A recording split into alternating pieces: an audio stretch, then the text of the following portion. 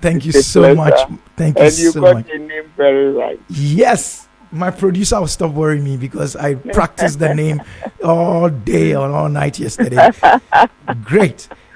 So the corruption perception index. We've had a bit of a banter this morning about it. In the first place, let's find out what this 43 means. 43 for 4 consecutive years. Generally, what does it mean? What does it mean for the average you on the street? Great. So let me say there is a methodology that is used for the calculation of the CPI. One of the things we have done since its inception over 20 years ago is the fact that we needed to measure perceptions and experiences of corruption, and it's through different tools. This one specifically looks or focuses on public sector corruption. So the perceptions of experts who have done work in country, and also people who are academics who do a lot of work as well for Ghana.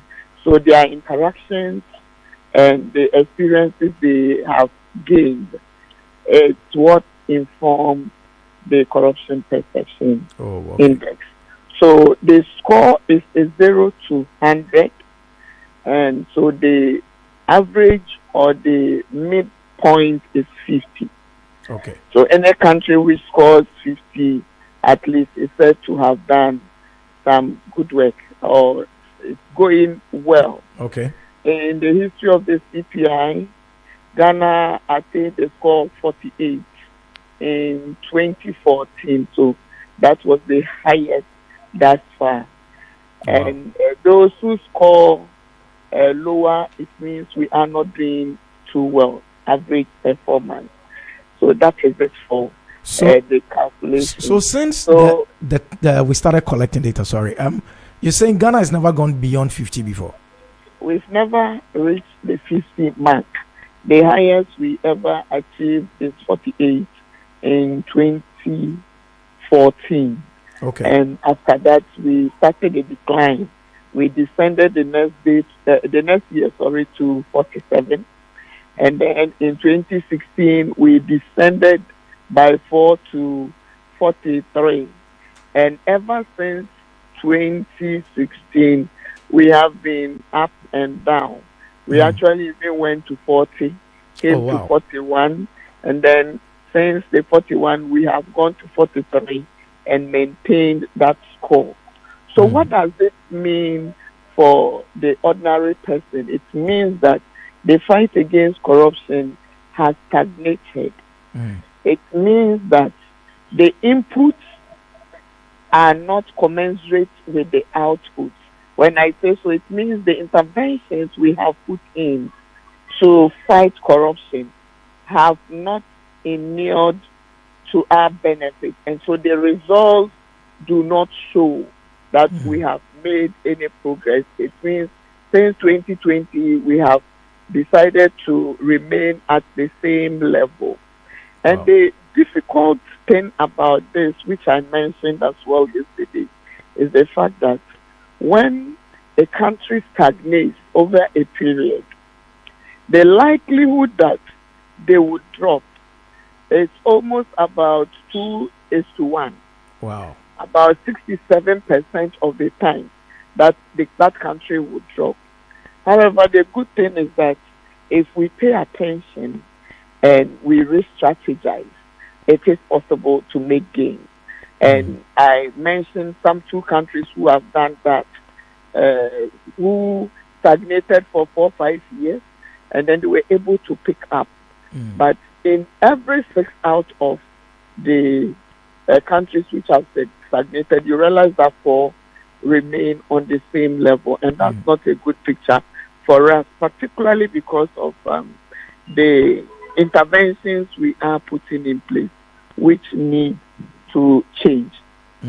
But what factors do you believe have contributed to this lack of improvement or stagnation? What would you say from your expert opinion? So one of the things we have looked at and identified, and not just for the CPI but other cities as well. We have identified key issues around the laws, and I say the laws, number one, because when the laws are not punitive enough, when the laws have systemic gaps, then people definitely would certainly get going with some of these. People take advantage of the weaknesses in our laws to pursue certain unethical acts and engage in corrupt behavior. I say so because when you look at the United Nations Convention Against Corruption, it specifically spells out that in the prevention of corruption, we should pursue various initiatives, including contextualizing the definition of corruption. And in that regard, we should expand it. Expand the definition beyond bribery and abuse of power and office to issues around unexplained wealth and even more influence peddling. And then the issues around code of conduct, and we talk about conflict of interest, which, as we speak, is not criminalized.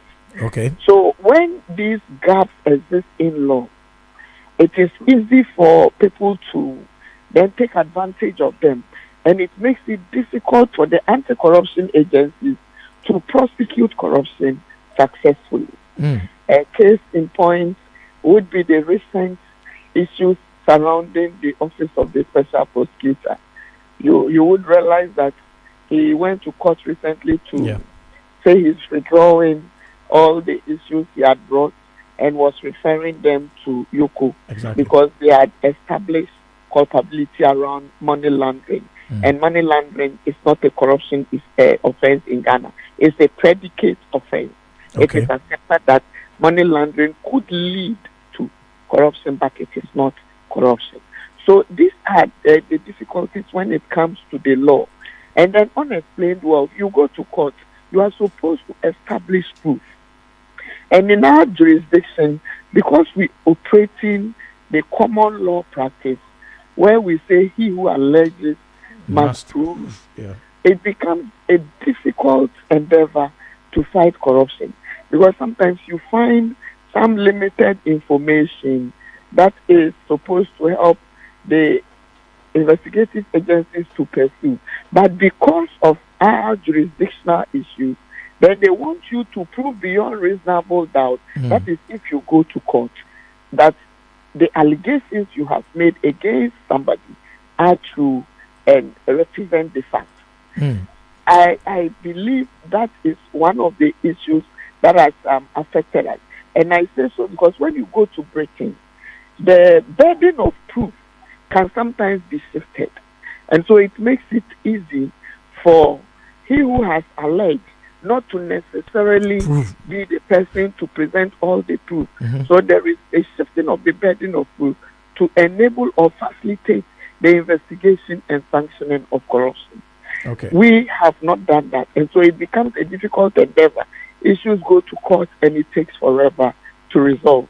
And in most of the instances, you realize people are acquitted and discharged because of the burden of proof. And then the other issue that I will talk that is related to that is the fact that we have not made corruption a punitive endeavor to engage in. So we say the cost of corruption is very low. When we do not punish administratively in this case. So for instance, in Z, if there is an issue related to ethics and integrity, I am very sure that the CEO or even management would quickly pay attention to it and deal with the matter per the codes of conduct you were engaged with. We have seen that in the public sector, in most of the instances, there is not much. People are accused, they are not asked to step aside. People are accused, they continue to show impunity of leadership. And there is no fear put in anybody. And the issues get even worsened when we see political activity then being added to the equation, exactly, yes, it becomes worse, and that is what we are beginning to see. It's become ingrained.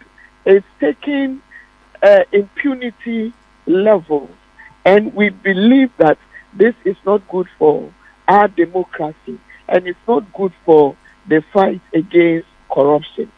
We have seen politicians who flout our laws, who are cited for corrupt behavior, and they get away with it. It is only in a few instances where the documentation is beyond reasonable doubt that the leadership has taken any action. Yet we know that the issues around naming and shaming, the issues around sanctioning at the administrative level are also critical for improving perceptions of the citizens.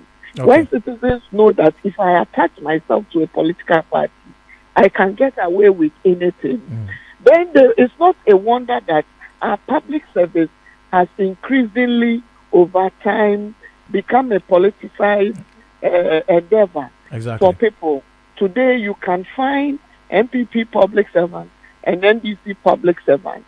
So you would not be surprised when sensitive information that is not supposed to be relayed to the public is leaked here and there, because people believe they would be making some benefits from that endeavor.